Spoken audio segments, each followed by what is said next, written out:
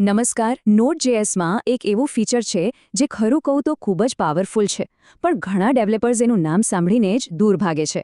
હા, આપણે સ્ટ્રીમ્સની જ વાત કરી રહ્યા છીએ, પણ ફિકર નોટ, આજે આપણે એને એટલું સહેલું બનાવી દઈશું કે મજા આવી જશે. ચાલો એક સિચ્યુએશન વિચારીએ. આપણી પાસે એક બહુ જ મોટી, માની લો કે 10 ગીગાબાઇટની ફાઇલ છે. હવે એને વાંચવાની છે, એના પર કંઈક પ્રોસેસિંગ કરવાનું છે અને પછી કદાચ એને ક્યાંક સેવ પણ કરવાની છે. તો આ કામ કેવી રીતે કરીશું? અને આ રહ્યો અસલી પડકાર. જો આપણે આખી ફાઇલને એક ઝાટકે મેમરીમાં લોડ કરવાની કોશિશ કરીશું તો શું થશે? બૂમ! સર્વરની મેમરી ફૂલ થઈ જશે અને એ ક્રેશ થઈ જશે. તો પછી રસ્તો શું છે? અને આનો જવાબ છે સ્ટ્રીમ્સ. બહુ સિમ્પલ રીતે સમજાવું તો સ્ટ્રીમ્સને એક પાણીની પાઇપલાઇન સમજો. જેમ પાઇપમાં પાણી એકસાથે આખી ટાંકી ભરીને નથી આવતું, પણ ધીમે ધીમે સતત વહેતું રહે છે. બસ એ જ રીતે સ્ટ્રીમ્સ ડેટાને નાના નાના ટુકડાઓમાં એટલે કે ચંક્સમાં પ્રોસેસ કરે છે. આખી ફાઇલ એકસાથે લોડ કરવાની કોઈ જરૂર જ નથી. આનો ફાયદો, મેમરીનો વપરાશ એકદમ ઓછો અને એપ્લિકેશન એકદમ ફાસ્ટ. તો આ જે જાદુઈ પાઇપલાઇનની આપણે વાત કરી એ બનેલી છે શેની? ચાલો એના 4 મુખ્ય પ્રકારોને જરા નજીકથી જોઈએ. સૌથી પહેલી છે રીડેબલ સ્ટ્રીમ. આ છે આપણો ડેટાનો સોર્સ, એટલે કે જ્યાંથી ડેટા આવવાનું શરૂ થાય છે, જેમ કે કોઈ ફાઇલમાંથી ડેટા વાંચવો અથવા કોઈ નેટવર્ક રિક્વેસ્ટમાંથી ડેટા મેળવવો. આ પાઇપલાઇનનો શરૂઆતનો છેડો છે. પછી આવે છે રાઇટેબલ સ્ટ્રીમ. આ છે ડેટાની મંઝિલ, એટલે કે જ્યાં ડેટા જઈને લખાય છે અથવા પહોંચે છે, જેમ કે કોઈ નવી ફાઇલમાં ડેટા લખવો અથવા તો HTTP રિસ્પોન્સ તરીકે ક્લાયન્ટને મોકલવો. આ પાઇપલાઇનનો અંતિમ છેડો છે. ત્રીજો અને બહુ જ રસપ્રદ પ્રકાર છે ટ્રાન્સફોર્મ સ્ટ્રીમ. આ પાઇપલાઇનની વચ્ચે બેઠેલો એક પ્રોસેસર છે.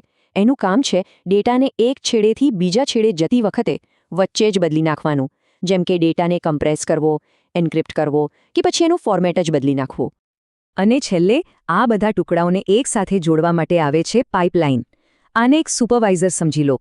એનું કામ એ જોવાનું છે કે બધી સ્ટ્રીમ્સ બરાબર ચાલે, ક્યાંય ભૂલ આવે તો એને સરખી રીતે હેન્ડલ કરે અને ડેટાનો પ્રવાહ પણ કંટ્રોલમાં રાખે. સાચું કહું તો આનાથી આપણું જીવન ખૂબ જ સહેલું થઈ જાય છે. સારું, થિયરીની વાતો તો બહુ થઈ ગઈ. હવે સમય છે પ્રેક્ટિકલ જોવાનો. ચાલો સીધા કોડમાં જઈએ અને જોઈએ કે આ બધું અસલમાં કામ કેવી રીતે કરે છે. આપણો પહેલો કેસ સ્ટડી એકદમ કોમન છે પણ બહુ જ પાવરફુલ છે. એક બહુ મોટી ફાઇલને મેમરીમાં લોડ કર્યા વગર જ કમ્પ્રેસ કરવી. જરા સ્ક્રીન પરના કોડ પર નજર કરો. કેટલું સરળ અને સુંદર છે. જુઓ, પહેલાં આપણે ફાઇલ વાંચવા માટે એક રીડેબલ સ્ટ્રીમ બનાવી. પછી એમાંથી આવતા ડેટાને કમ્પ્રેસ કરવા માટે ટ્રાન્સફોર્મ સ્ટ્રીમ એટલે કે ઝિબલિબમાંથી પસાર કર્યો. અને છેલ્લે જે કમ્પ્રેસ થયેલો ડેટા મળ્યો એને એક નવી ફાઇલમાં લખવા માટે રાઇટેબલ સ્ટ્રીમનો ઉપયોગ કર્યો. અને આ ત્રણેયને પાઇપલાઇન ફંક્શને કેટલી સહેલાઈથી જોડી દીધા. તો આમાંથી આપણે શીખ્યા શું? મુખ્ય વાત એ છે કે આ રીતે ફાઇલ ભલે 10 જીબીની હોય કે 100 જીબીની, આપણી એપ્લિકેશનની મેમરી પર લગભગ કોઈ જ અસર નથી થતી. બધું જ કામ ટુકડે ટુકડે ચૂપચાપ થઈ જાય છે. ચાલો હવે એક એવું ઉદાહરણ લઈએ જેનો અનુભવ આપણે બધા લગભગ દરરોજ કરીએ છીએ. ક્યારે વિચાર્યું છે કે યુટ્યુબ કે નેટફ્લિક્સ પર વિડીયો આટલી સ્મૂથ કેવી રીતે ચાલે છે? હા, તમે સાચું સમજ્યા. એની પાછળ પણ સ્ટ્રીમ્સનો જ જાદુ છે. આની પાછળનું લોજિક બહુ જ સ્માર્ટ છે. જ્યારે આપણે કોઈ વિડીયોમાં આગળ ક્લિક કરીએ છીએ ત્યારે બ્રાઉઝર આખી વિડીયો ફાઇલ નથી માંગતું. એ સર્વરને એક નાનકડી રિક્વેસ્ટ મોકલે છે કે મને ફક્ત આ બાઇટથી લઈને આ બાઇટ સુધીનો ટુકડો જ આપો, અને સર્વર સ્ટ્રીમનો ઉપયોગ કરીને બસ એટલો જ ટુકડો મોકલી દે છે. આ જ કારણ છે કે આપણે આખી ફાઇલ ડાઉનલોડ થવાની રાહ જોયા વગર ગમે ત્યાંથી વિડીયો જોઈ શકીએ છીએ. ખરેખર કમાલ છે ને? સ્ટ્રીમ્સ બહુ પાવરફુલ છે, એમાં કોઈ શંકા નથી. પણ એની સાથે કામ કરતી વખતે 2 સામાન્ય સમસ્યાઓ આવે છે. એક છે બેક પ્રેશર અને બીજું છે એરર હેન્ડલિંગ. હવે આ નામ સાંભળીને ગભરાવાની જરૂર નથી. ચાલો એને એકદમ સરળ ભાષામાં સમજીએ. 1 મિનિટ માટે કલ્પના કરો. એક પાઇપ છે જેમાં પાણી બહુ જ ઝડપથી આવી રહ્યું છે, પણ જે છેડેથી પાણી બહાર નીકળવાનું છે એ ખૂબ જ સાંકડો છે. તો શું થશે? સીધી વાત છે, પાઇપમાં પાણી જમા થવા લાગશે, પ્રેશર વધશે અને કદાચ પાઇપ ફાટી પણ જાય. બસ, સ્ટ્રીમ્સમાં પણ આવું જ થાય છે.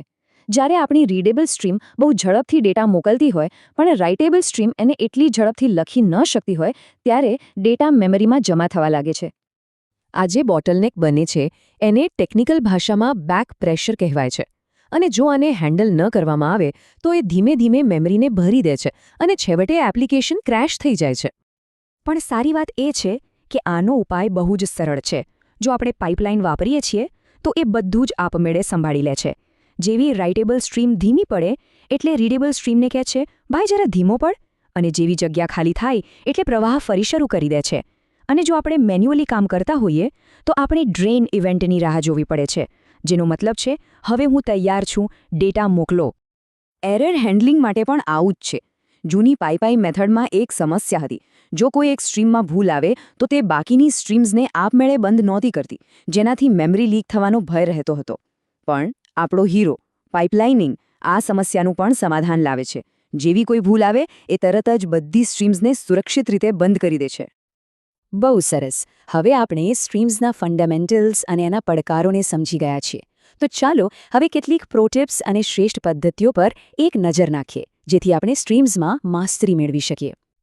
તો આટલું હંમેશા યાદ રાખજો. 1. હંમેશા પાઇપલાઇન વાપરો, કારણ કે એ સુરક્ષિત અને ભરોસાપાત્ર છે. 2. બધી સ્ટ્રીમ્સ પર એરર ઇવેન્ટને હેન્ડલ કરો. 3. બેક પ્રેશરને એનું કામ કરવા દો. 4. જો પાઇપલાઇનની વચ્ચે ડેટાને જોવાની જરૂર પડે તો એક ટ્રાન્સફોર્મ સ્ટ્રીમનો ઉપયોગ કરો.